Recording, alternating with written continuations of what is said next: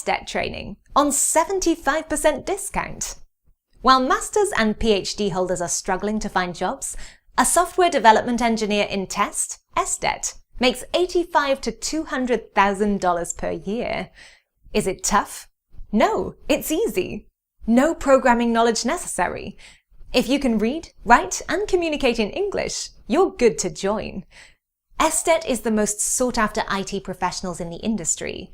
Even an SDET can work remotely from anywhere in the world as a freelancer and can make $25 to $75 per hour. Nobody cares for degrees or certificates.